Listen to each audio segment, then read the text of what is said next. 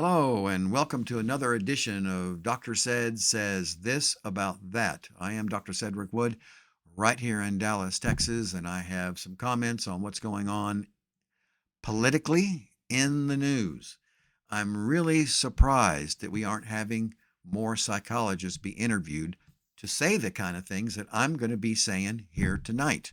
I'm sure you've noticed that President Trump went in and kidnapped uh, President Maduro, and there's a lot of good reasons for him having done that. But we're not going to go down that road just yet. And now he's pushing for Greenland, to take over Greenland. You know, I'm telling you, 99.999% of all Americans, when they heard that, went, "What? What are you doing?" There's no logical and obvious reason for doing that. And so that could be because he's just not communicating clearly what his intentions are. And so, as a person with 200 graduate hours in psychology, counseling, and family therapy, I start wondering what's going on behind the surface, behind this drive, behind this goal of his to take over Greenland. Clearly, Greenland doesn't want to be taken over. Denmark does not want to have Greenland taken away from them. Other leaders in NATO are not in agreement of this. President Trump, you're um, heading for a very difficult situation. What we say here in America is cruising for a bruising. President Trump, you don't want that. You're driven by two things. And one thing you're driven by is the desire to be loved, to be respected, to be lifted up. That's fine. I think not all of us, but 80% of us want to be lifted up. We want to have esteem. That's what Dr. Abraham Maslow talked about, that fourth need of esteem for myself and from others. That's fine. But you're just reaching and grabbing here and there, sticking your name up on the Kennedy Center. Come on, President Trump.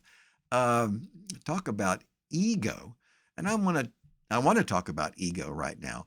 That was a word that's been around for 2,000 years, since the Greek days and the Roman days. I thought I read once where Freud borrowed it from Greek because it meant self, so it's just myself. But then I read where in Latin it means I or me. So either way, it's not a bad word, and it's not wrong to have a sense of myself. And so Sigmund Freud used it innocently, just to talk. He had his super ego, his ego and his id, and that popularized the word. And then Eric Berne came along and created transactional analysis and created, you see it right there, parent, adult, child, ego. Parent ego, adult ego, state. And that's three different mindsets. And if we could learn these mindsets and we fall in love and get into a relationship and have children, we will be much better at creating a happy, healthy relationship if we understand these three ego states. So there's other words that have been created along with the word ego, like egoistic, which is the most innocent. I mean, all of us think about ourselves, hey, I'm hungry. What am I going to do? I'm going to go make a meal and eat, feed myself. I want to stay healthy. That's one definition of egoistic, but other people use it to be synonymous with the word egocentric. Now, where did the word egocentric come from?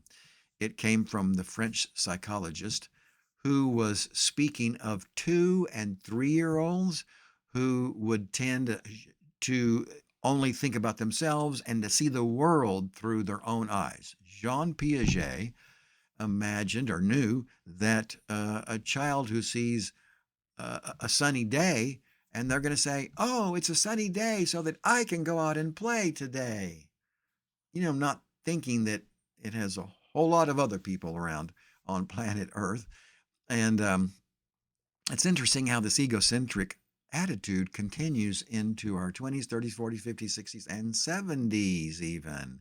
Thinking about me and what I want. And we see it around the world. I mean, I could go on for an hour with President Putin. What do I want? I'm going to go and grab your toys over there.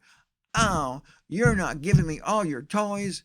I'm mad. I'm going to bomb you. I mean, really? Come on. And no psychologist is being interviewed to discover that he wants to keep it going because of all the attention that he's getting.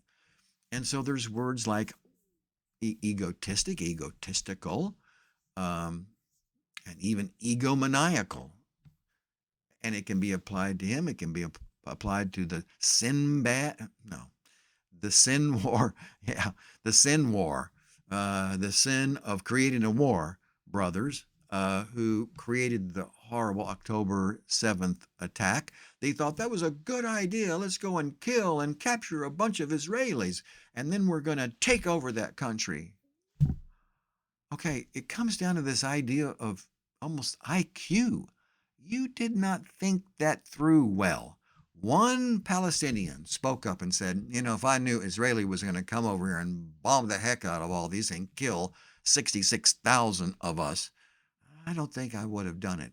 And that fast, some other, what? Ego-driven, egotistical, egomaniacal Palestinian says, no, stop.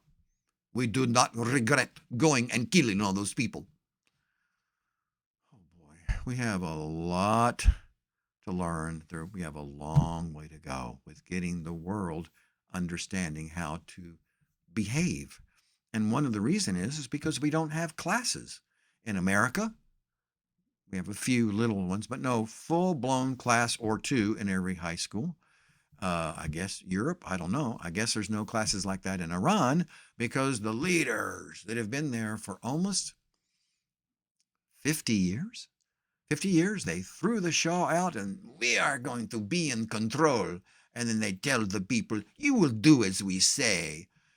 And so now the economy is collapsing, I guess partly because of what President Trump's sanctions. So that's a shame that the people are suffering, but the dominoes are falling over. They're going out and protesting because they want a democracy. We want to run. We don't want a bunch of egocentric leaders running the show because they love what? PCD, power, control, and domination. Okay, wow. Do you know where the word Islam came from? Very interesting. Um, I have the words right over there on a poster, but three of the words that are part and parcel of the original word meant peace and safety and well-being. Beautiful, wonderful. What a wonderful set of ideas to base a religion on. Okay, where did those ideas go when I get aggressive sending my soldiers out there to kill 3,000 protesters? What happened to Islam, peace, safety, and a sense of well-being? I'm very confused as to actually, I'm not. It's the ego surging to the foreground. We want to be in power. Well, how do I stay in power?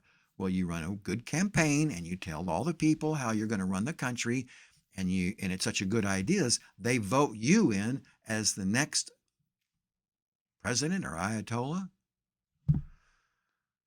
No, that's not how it works over there. You just take control and then you hang on to control. And it is sad, sad, sad. I'm glad they decided not to execute all those hundreds of people. Thank you, President Trump, for backing down when you heard they did not execute those people. Now we're moving towards world peace. Now we're doing a good job of communication. Back to the idea of ego. There is several parts to it. I have about 9 different levels of the child ego state. And someday I'll show it here. But the very worst one is what I call megalomania, where you really are going, I want what I want. I don't want spinach. I want ice cream. Okay, that's the way children act. Mature adults say, let's talk about this. This is the reason I want Greenland. Do you accept that? Have I convinced you that this is a good idea? No, I haven't. Okay, well, I'll go back home and I'll work on it some more. You don't start threatening to do it the hard way where, I mean, if one person would be killed, that would be tragic. But there might be hundreds. Where is President Trump's advisors? Where is his board of advisors? I'd like to know. I'm rooting for you, President Trump. I want you to have a wonderful legacy because you've had so many successful things that you've done, and you're doing a lot of them good, but then you're going wrong over here. You really need to add me to your team of advisors, or let me be an advisor to the vice president or somebody on your team. Let me have input because this is not working out well. And I'm really afraid. I'm afraid for you, President Trump, that as you said yourself, you might get impeached next fall when the Democrats come flooding in and totally take over the majority. You can see that's where that's going. And yet you don't have enough self-control to reel it in, reel it back in. That includes ICE, reel them back in. I don't understand why they're out there fighting with protesters. Why aren't there just a few ICE just sneaking in, getting that horrible, abusive, illegal alien and taking him in? And if he needs to be deported, then deport him. What is all this clashing with protesters and having one or two or get killed? That's just horrible. And when that happens, President Trump, you need to show heartfelt remorse that happened. But that ego, shall we say egomaniacal drive to self-aggrandize, that's right. Where is that located on my chart? It's located right here under child. And it's located right down over here under wounded child. And then up here, the indignant and entitled child, number 3 child on my 9 ego states chart. And President Trump, you're just brimming with those 2 child parts. And I guess the first one too, that's the part of it that wants to go and have fun. I'm sure you're having a blast. But you're giving in to this less than mature part of you. I hope I'm wrong, but it's heading towards not working out well. I don't want it to work out poorly. Let me help you. Listen to the people that are suggesting a different way to go about running ICE and a different way to go about trying to achieve the acquisition of Greenland. Okay? To everybody listening, don't let the ego take over your thinking. That is not a sign of maturity. In fact, I'm going to say it, it's a sign of immaturity. You don't want that. Okay, then. Go see a therapist. Who's your therapist, President Trump? I'd like to have a little talk with them to encourage you to do this whole presidency thing much better. Well, thank you for tuning in. Hope you enjoyed what I had to say. I hope it made sense, and I hope somehow it helped you in your own personal life.